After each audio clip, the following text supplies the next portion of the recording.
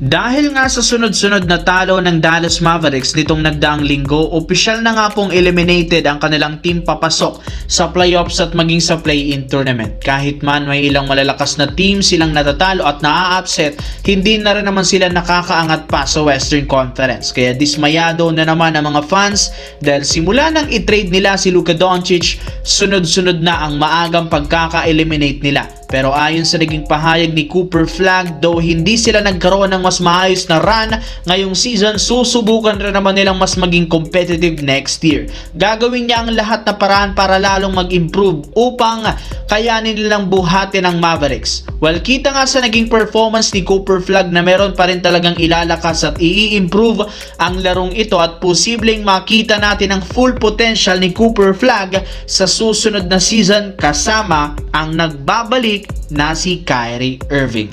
Samantala dito naman, nakapagpakitang gilas na naman mga idol si Bronny James sa South Bay Lakers ngayong araw matapos niyang pangunahan ng team sa panalo gamit ang nagawa nitong 26 points, 7 rebounds, 5 assists sa kanyang career high 6 out of 8 shooting sa 3-point line. Ito ang pinakamagandang nilaro niyan simula nang sumali sa NBA at sa G League. At ang maganda pa dyan, sa tuwing naglalaro sa South Bay si Bronny, undefeated ang team na ito. 14-0 kung saan sila na rin naman ang number 1 seed sa G League. At dahil sa patuloy na pag-improve ng galaw ni Bronny, inanunsyo ni Coach JJ Redick, pasok na nga ito ng tuluyan sa kanilang rotation. Ibig sabihin magkakaroon na nga si Bronny James ng sapat na playing time sa mga susunod na laro ng Los Angeles Lakers. Good news nga ito lalo pat ganado rin namang maglaro si LeBron James. As of now, nasa number 3 pa rin ang Los Angeles Lakers sa Western Conference at malaki ang tsansang maselyuhan nila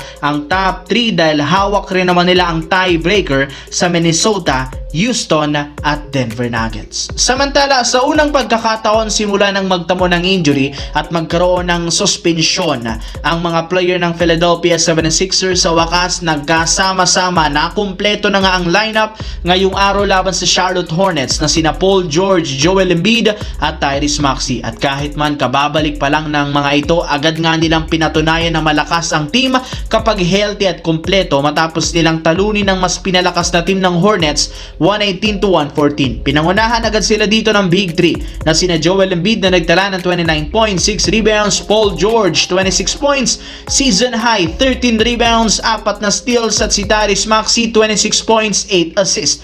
Sa pagkapanalo ng 76ers, umangat na sa 41 wins, 33 losses bilang pang-7 since 0.5 games lang naman ang kalamangan sa kanila ng pang-5 na Toronto at pang-6 na Atlanta. May pagkakataon silang maiwasan ang play-in tournament at makakuha agad ng pwesto sa darating na playoffs.